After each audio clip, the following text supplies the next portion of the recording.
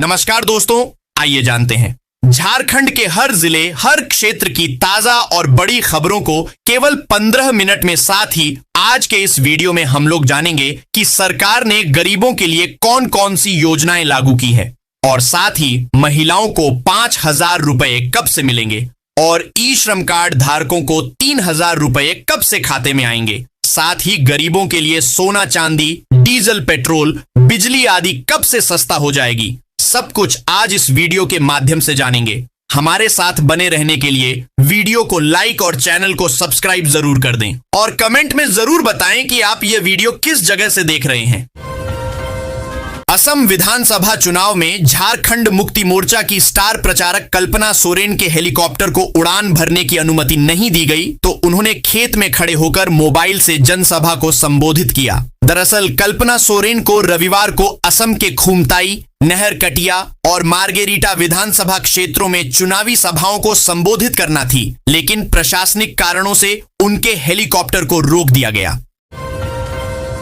झारखंड में जदयू विधायक सरयू राय की ओर से मुख्यमंत्री हेमंत सोरेन को कांग्रेस और भाजपा के बिना जेएमएम, आरजेडी, माले और अन्य विधायकों को साथ लेकर नई सरकार बनाना का सुझाव दिया गया है। नई वैकल्पिक सरकार के प्रस्ताव पर चर्चा के बीच आरजेडी के कार्यकारी अध्यक्ष तेजस्वी यादव रांची पहुंचे। बिहार विधानसभा में नेता प्रतिपक्ष तेजस्वी यादव ने कहा कि झारखंड में आरजेडी को कोई भी इग्नोर नहीं कर सकता है। दोनों ही राज्यों में आरजेडी बड़ी शक्ति है। झारखंड में अवैध बालू खनन को लेकर भारतीय जनता पार्टी ने राज्य की हेमंत सोरेन सरकार पर निशाना साधा।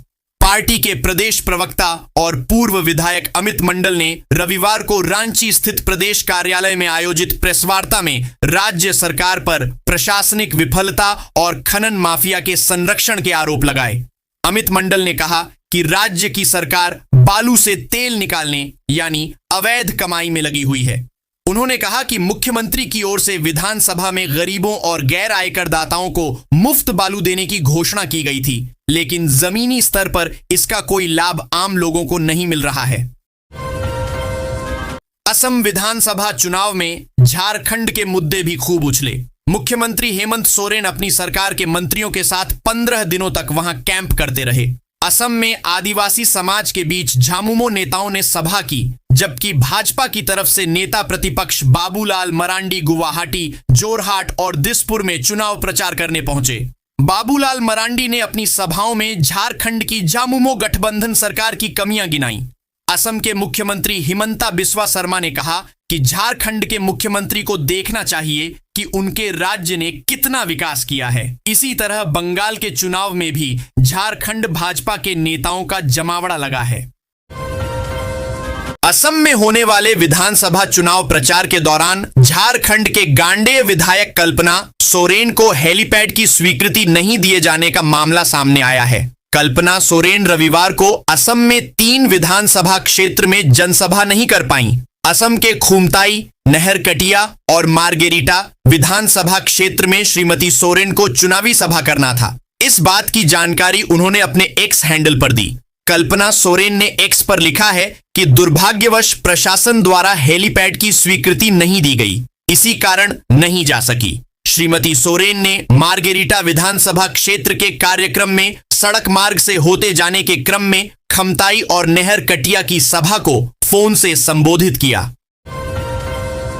झारखंड प्रदेश कांग्रेस के कार्यकारी अध्यक्ष और असम विधानसभा चुनाव के लिए नियुक्त विशेष पर्यवेक्षक बंधु तिर्की इन दिनों असम के चुनावी मैदान में पूरी तरह सक्रिय हैं। रविवार को उन्होंने लोकसभा में विपक्ष के नेता राहुल गांधी के साथ 3 महत्वपूर्ण विधानसभा क्षेत्रों का दौरा किया और विशाल जनसभाओं को संबोधित किया। विशेष रूप से विश्वनाथ विधानसभा क्षेत्र में आयोजित मेगा रैली के दौरान बंधु तिर्की ने राहुल गांधी को राज्य की जमीनी राजनीतिक स्थिति और चुनावी समीकरणों का विस्तृत फीडबैक दिया।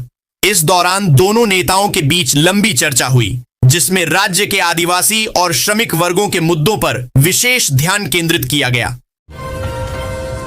कांग्रेस नेता राहुल गांधी ने असम में मुख्यमंत्री हिमंता बिस्वा शर्मा पर तीखा हमला बोला। उन्होंने कहा कि कांग्रेस के सत्ता में आने पर शर्मा को जेल भेजा जाएगा और माफी मांगने पर भी उन्हें बख्शा नहीं जाएगा।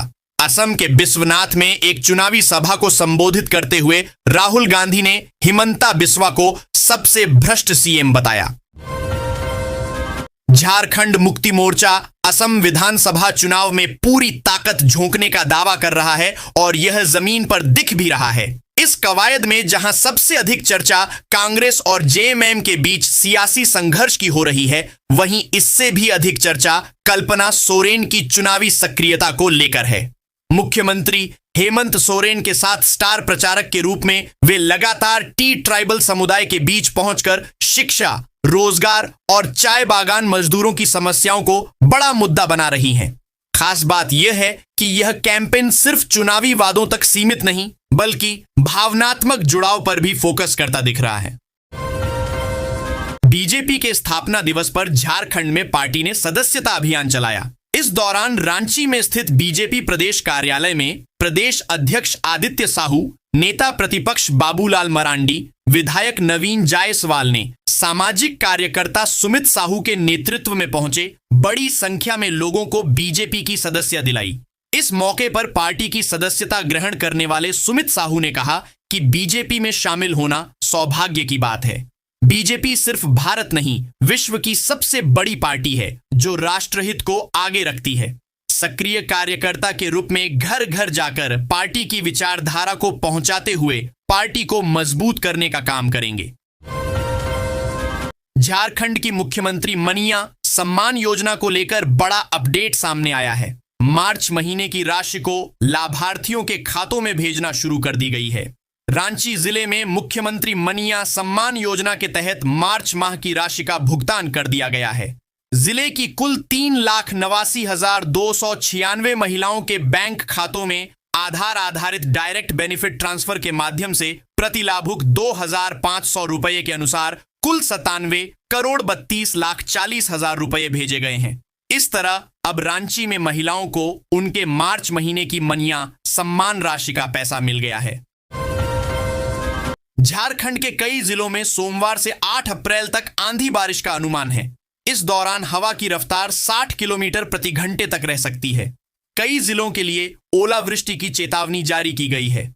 मौसम में यह बदलाव बंगाल के गांगेय क्षेत्र से तेलंगाना तक निम्न दबाव क्षेत्र बनने की वजह से हो रहा है। झारखंड के मौसम को लेकर अपडेट देते हुए मौसम वैज्ञानिक अभिषेक आनंद ने बताया कि सोमवार को रांची, रामगढ़, हजारीबाग, कोडरमा, दुमका, देवघर, जामताड़ा, गिरिडीह, धनबाद और बोकारो जिले में ओलावृष्टि की संभावना है। वहीं मंगलवार को रांची, पूर्वी पश्चिमी सिंहभूम, सरायकेला, रामगढ़, बोकारो, खूंटी, धनबाद, हजारीबाग, कोडरमा, गिरिडीह में ओलावृष्टि हो सकती है।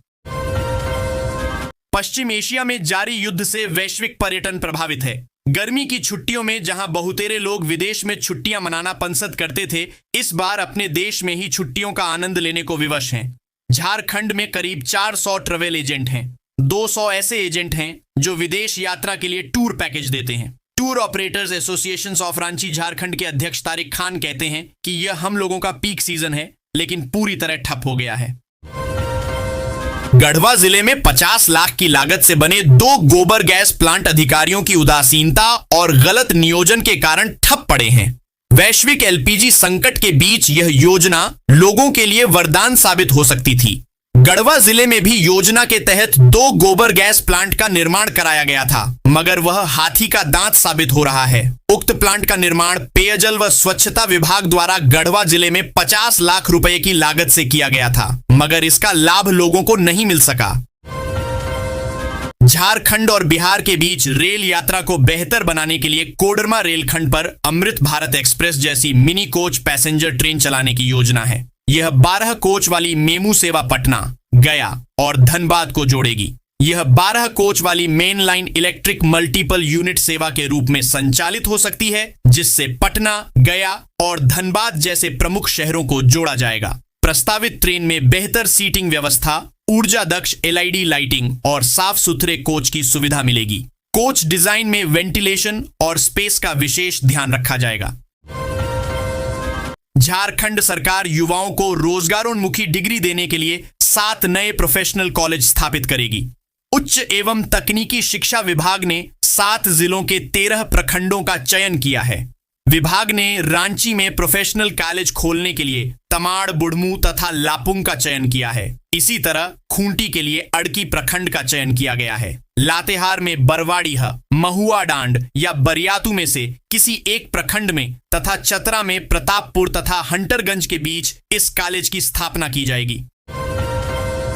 झारखंड सरकार इस माह रांची में एक बड़े कार्यक्रम में लगभग 2000 अभ्यर्थियों को नियुक्ति पत्र सौंपेगी। ये नियुक्तियां झारखंड लोक सेवा आयोग और झारखंड कर्मचारी चयन आयोग के माध्यम से हुई हैं। जेपीएसएससी ने खाद्य सुरक्षा सेवा के अंतर्गत खाद्य सुरक्षा पदाधिकारी नियुक्ति परीक्षा का अंतिम परिणाम जारी कर दिया है। इसके तहत कुल 54 पदों के विरुद्ध नियुक्ति की अनुशंसा स्वास्थ्य विभाग को की है। विभाग द्वारा प्रमाण पत्रों के सत्यापन के बाद चयनित अभ्यर्थियों को नियुक्ति पत्र दिया जाएगा। झारखंड मुक्ति मोर्चा झामुमो ने असम विधानसभा चुनाव में अपनी पूरी ताकत झोंक दी है। मुख्यमंत्री हेमंत सोरेन और कल्पना सोरेन ने जनसभाएं कर चाय बागान श्रमिकों के हक और आदिवासियों की संवैधानिक पहचान का मुद्दा उठाया। मुख्यमंत्री ने श्रमिकों को सचेत करते हुए कहा कि चुनाव के समय दी जाने वाली मामूली आर्थिक सहायता उन्हें आत्मनिर्भर बनाने के बजाय कमजोर रखने की एक बड़ी साजिश है। उन्होंने अपील की कि लोग अल्पकालिक लाभ के चक्कर में अपने भविष्य और अधिकारों से समझौता न करें। झारखंड सरकार उच्च शिक्षण संस्थानों में डिजिटल लर्निंग को बढ़ावा दे रही है। इसके तहत फिजिक्स वाला, अनअकैडमी और ईडीएक्स जैसे ऑनलाइन प्लेटफॉर्म्स को मान्यता मिलेगी। डिजिटल लर्निंग को बढ़ावा देने के लिए राज्य सरकार ने सभी राजकीय विश्वविद्यालयों में एक डिजिटल स्टूडियो स्थापित करने का निर्णय लिया है। इस स्टूडियो में डिजिटल लर्निंग मटेरियल वीडियो के रूप में तैयार किए जाएंगे। यहां से ऑनलाइन लेक्चर की भी व्यवस्था होगी। सिंगल स्टैप के रूप में यह ऑनलाइन सुविधा बहाल की जाएगी। सुप्रीम कोर्ट ने रिहायशी इलाकों के व्यावसायिक उपयोग पर गंभीर चिंता जताते हुए ऐतिहासिक आदेश दिया है।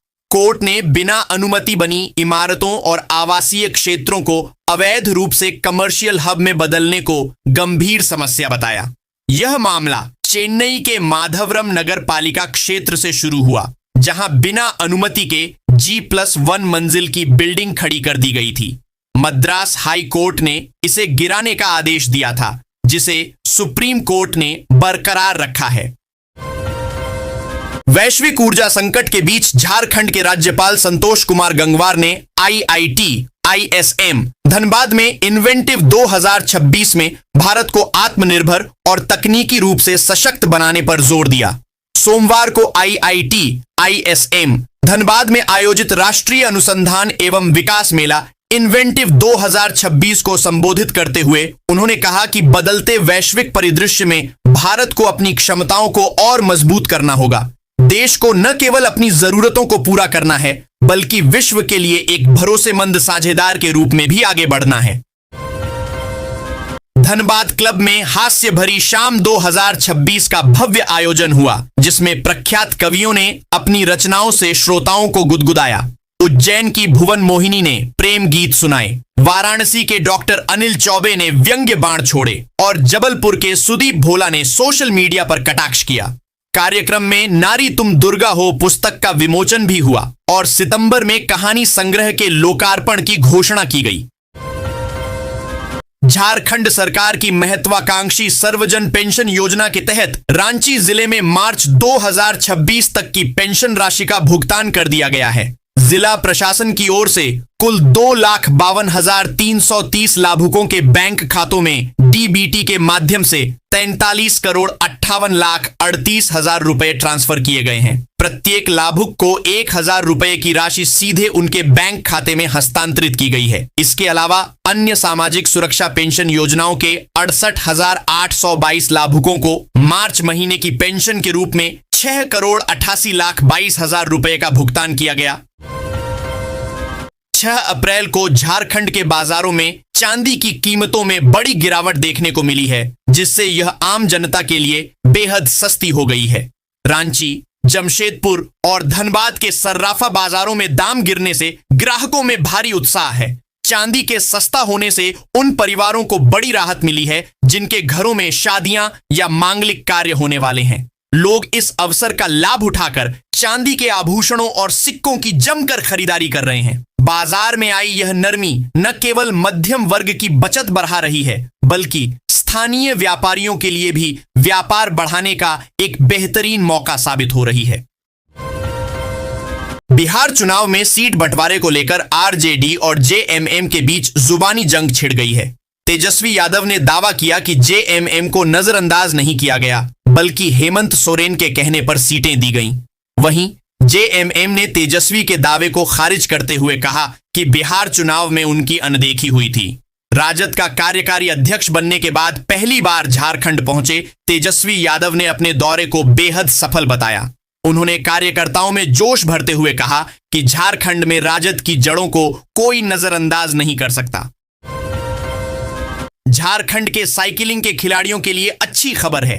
रांची में राज्य का पहला खेलो इंडिया साइकिलिंग का सेंटर शुरू होने वाला है। इसी महीने इस सेंटर के लिए खिलाड़ियों की चयन प्रक्रिया शुरू हो जाएगी, जिसके बाद मई में इस पहले साइकिलिंग सेंटर की शुरुआत हो जाएगी। सेंटर के शुरू होने के बाद राज्य के खिलाड़ियों को प्रशिक्षण के लिए राज्य से बाहर नहीं जाना पड़ेगा।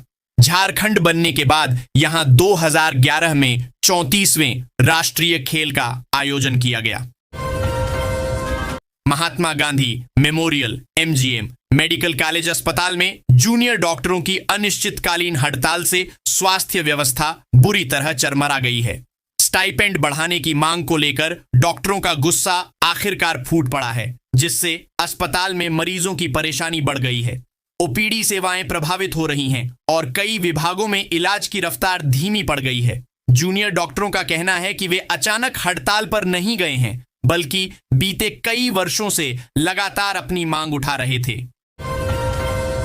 सुबह की पहली किरण के साथ ही गोलमुरी स्थित संत जोसफ महागिरजाघर, बिष्टुपुर के बैप्टिस्ट चर्च, बेलडीह चर्च और सीताराम डेरा चर्च सहित शहर के सभी प्रमुख गिरजाघरों में श्रद्धालुओं की भीड़ उमड़ पड़ी। नए वस्त्रों में सजे बच्चों, युवाओं और बुजुर्गों ने विशेष मिस्सा और प्रार्थना सभाओं में भाग लिया।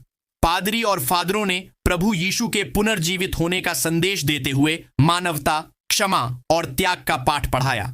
हालेलुया और प्रभु जी उठा है कि गीतों से पूरा वातावरण आध्यात्मिक ऊर्जा से भर उठा। श्रद्धालुओं ने मोमबत्तियां जलाकर विश्व शांति और सुख समृद्धि की कामना की।